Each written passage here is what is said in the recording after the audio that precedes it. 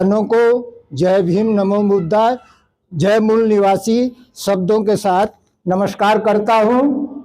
और मैं आप लोगों के सामने अपना परिचय दे रहा हूं। मैं आजमगढ़ मंडल में मऊ डिस्ट्रिक्ट है, मैं वहां का रहने वाला हूं।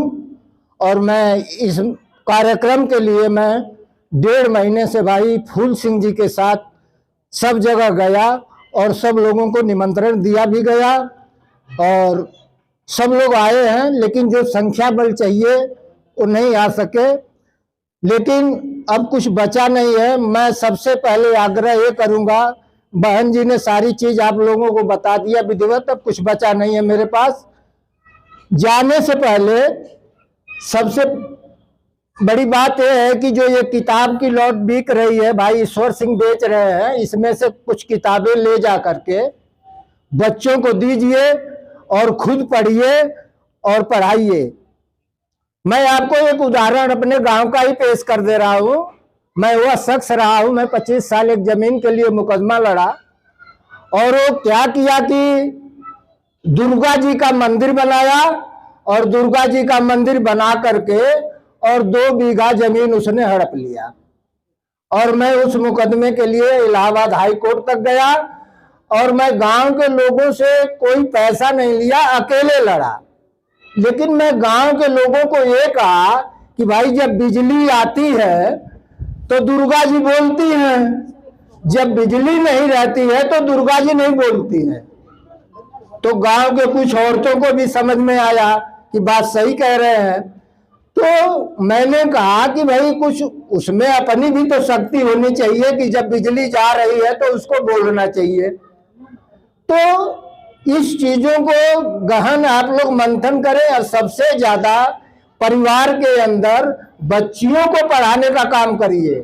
बच्चियां पढ़ेंगी, वो दिमाग से तेज होंगी, जो उनसे संतान पैदा होगी तो वो सब संतानें तेज होंगी और आदमी जो है वो फ्री रहेगा।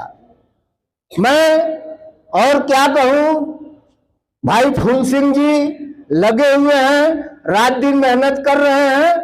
और जो गाजियाबाद और गौतम बुद्ध नगर की जो बात है, यहाँ की जो मैंने स्थिति देखा बहुत खराब है। यहाँ सब कुछ रहते हुए, क्योंकि रोटी भी मिल रही है, पानी भी मिल रहा है ठीक ठाक, इसीलिए लोग कहीं जाने से कतरा रहे हैं। मैं पसौड़ा में जो बुद्ध विहार देखा और अरेड़ा गांव है, वहां अंबेडकर भवन है, वहां हमने जाके देखा तो दोनों जगह की स्थिति बहुत दयनीय है। मैं पसौड़ा के लोगों से ये आग्रह करता हूं कि जो उसमें लोग ताश या जुआ या शराब का प्रयोग करते हैं उसको अवश्य बंद कर दें। वहां उसकी सर सफाई भी नहीं थी। जैसे थाने में कुर्सियां और मेज पड़ा रहता है, उसी तरह वहां पड़ा हुआ था सोफा सेट और चीजें। तो ये तो पसौड़ा की जिम्मेवारी है। और गाजियाबाद गौतम बुद्ध नगर ठीक जगह है, यहाँ 2 पैसा लोग कमा रहे हैं। और दूसरी बात यह है साथियों, जो हम लोग मूल निवासी हैं, 1585 की लड़ाई है, जो 15 वाले हैं ये विदेशी आदमी हैं और इन्होंने आकर भारत के अंदर हमारी भोली भाली जनता से एक पहली बात तो जमीन भी ले लिए, व्यापार भी ले लिए और दिमाग को भी ले लिए, कहने का मतलब शिक्षा को भी ले लिए। तो अब हमको थोड़ा सा कड़ी मेहनत करनी पड़ेगी, क्योंकि अब हमारे यहाँ जो जमीन वमीन है सब इन्हीं पर थी, लेकिन वो धीरे धीरे खत्म हो गए। वो जमीन हमारे लोग खरीद भी लिए, तो सब कुछ इन पर था। अब हमको थोड़ा सा कड़ी मेहनत करनी पड़ेगी और संतान जो है थोड़ा कम रखिए आप लोग, कम पैसा रहेगा भी तो एक संतान रहेगी, उसको आप ठीक से पढ़ाइए। भाई शिक्षा बहुत जरूरी है, जिसके घर में शिक्षा नहीं है वो आदमी जीरो है। इसीलिए शिक्षा का महत्व समझिए और किताब आप लोग भाई ईश्वर जी से ले जाइए, पढ़िए और हर आदमी को आप लोग जागरूक करिए। मंदिर में जाना बिल्कुल बंद कर दीजिए। भाई जो चीज नहीं बोल रही है उसके यहाँ क्यों जा रहे हैं आप? भाई हमारी 2-3 बेटी हैं और तीनों को मैंने पढ़ाया है। बड़ी बेटी हमारी PhD करी हुई है, उसकी नौकरी लग भी, वहाँ बिहार में मुंगेर यूनिवर्सिटी में पढ़ाई भी असिस्टेंट प्रोफेसर के पद पर, और 2 बच्चियां तैयारी में लगी हुई है। मैंने उनसे एक ही शब्द कहा, भाई एक बात बताओ, चलो हम ये कह रहे हैं कि पैसे की बात है, पैसा तुम लोग हमसे कहती हो, लेकिन जहां अगर पूजा कर रही हो उनसे भी तो कुछ मांगो। उनसे जब मांगोगी जब पता चलेगा। अगर वो दे रहे हैं तो उनकी पूजा करो, नहीं दे रहे हैं तो उसे उठा के फेंक दो। यही चीज आप लोग भी अपने परिवार में लागू करिए।